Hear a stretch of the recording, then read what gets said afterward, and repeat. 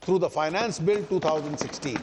The committee-based approach will add a lot of value and transparency to the monetary policy decisions.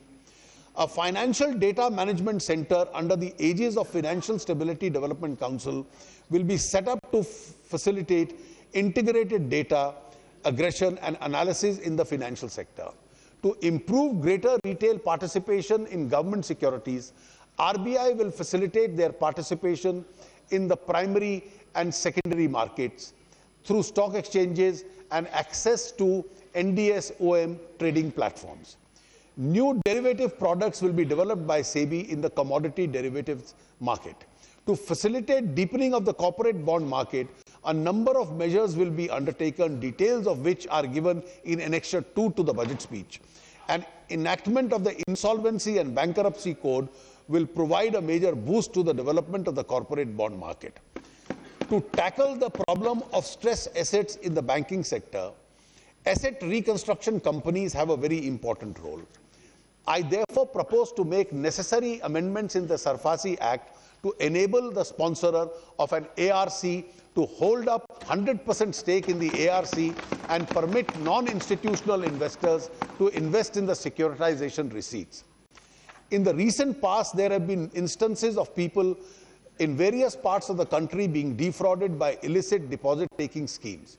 The worst victims of these schemes are poor and the financially illiterate.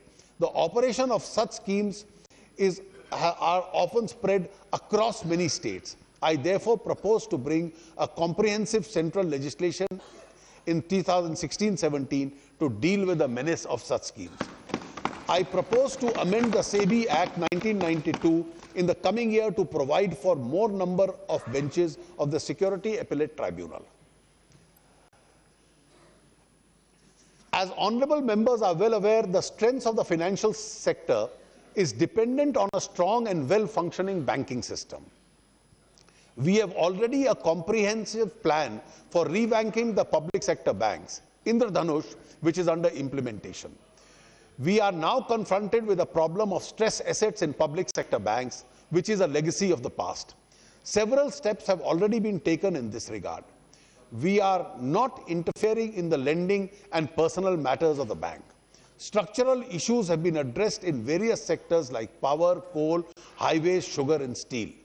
The banks are putting in special effort to effect recoveries and focus on reviving stalled projects. To support the banks in this effort, as well as to support credit growth, I have proposed an allocation of rupees 25,000 crores in the budget estimate of 16-17 towards recapitalization of the public sector banks. If additional capital is required by these banks, we will find resources for doing so. We stand solidly behind these banks. Our public sector banks will be strong and competitive. The Banking Board Bureau will be operationalized during 2016-17 and a road for consolidation of public sector banks will be spelled out. The process of transformation of the IDBI has already started. Government will take it forward and also consider the option of reducing its stake below 50%. For speedier resolution of stress assets, the Debt Recovery Tribunal will be strengthened with focus on empowering the existing infrastructure, including computerized processing of court cases to support reduction in the number of hearings and faster disposal of cases. The Pradhan Mantri Mudra Yojana was launched for the benefit of the bottom pyramid of entrepreneurs. Banks and NBFCs, MFIs have reported the amount sanctioned under the PMMY has reached about rupees 1 lakh crore to cover 2.5 crores borrowers by early February this year. For the coming year, Madam, I propose to increase the target next year to rupees 1,80,000 crores. To provide better access to the financial system services, especially in rural areas, we will undertake a massive nationwide rollout of ATMs, micro ATMs in post offices over the next 3 years. Public shareholding in government-oriented companies, it means to ensure higher levels of transparency and accountability. To promote this objective, The general insurance companies owned by the government will be listed in stock exchanges. Government and the ease of doing business. Our government is giving an unparalleled emphasis to the good governance with special focus on process reforms. IT-enabled government processes. The whole idea is to remove irritants from public in their interface with government agencies.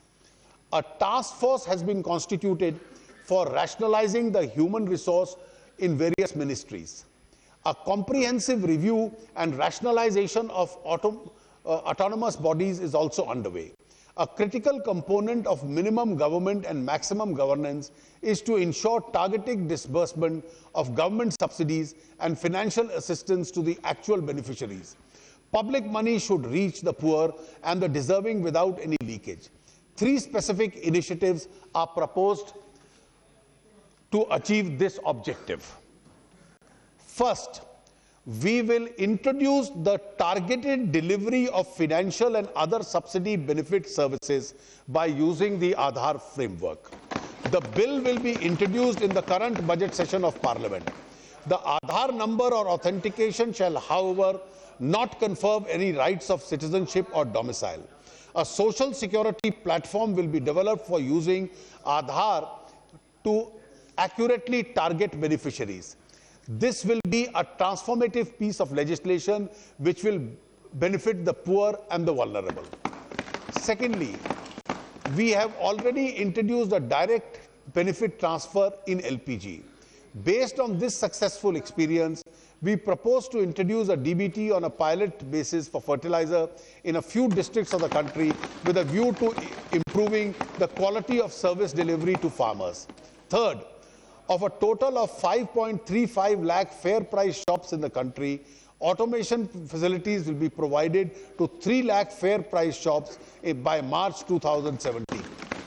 We have to bring transparency and efficiency in government procurement of goods and services. The Director General of Supplies and Disposal will establish a technology-driven platform to facilitate procurement of goods and services in various ministries and agencies by the government. To remove the difficulties and impediments to ease the doing of business, we will introduce a bill to amend the Companies Act in the current budget session of Parliament. The bill would also improve enabling environment for startups. The registration of companies will also be done in one day. Monitoring of prices of essential commodities is a key element of good governance. A number of measures have been taken to deal with the problem of abrupt increase in prices of pulses. Government has approved the creation of a buffer stock of pulses through procurement at a minimum support price and a market price through price stabilization fund. The fund has been provided with a corpus of rupees 900 crores to support the market intervention. Madam Speaker, for good governance, we have to capitalize on country's unity in diversity. To strengthen the understanding of each other, it is proposed to create a closer engagement between states and districts in a structured manner. Ek Bharat Shresth Bharat program will be launched to link states and districts, an annual program that connects people through exchanges in areas of language, trade, culture, travel and tourism. We shall do this through mutual agreement with participating states and districts. In 2017, the country will celebrate the 70th anniversary of our independence. We will chalk out the milestones for nation's journey beyond the 70th year anniversary of independence. Dr. Toynbee, the historian, had observed that a chapter which had a Western beginning will have to have an Indian ending.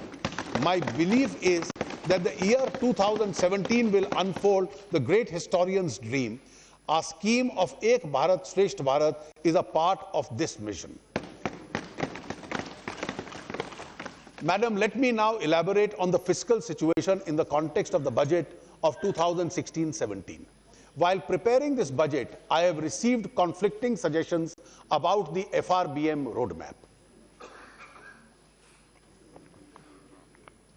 Different schools of thought have argued either in favor of fiscal consolidation and stability or for a less aggressive consolidation and for boosting growth. I have weighed the policy option and decided that prudence lies in adhering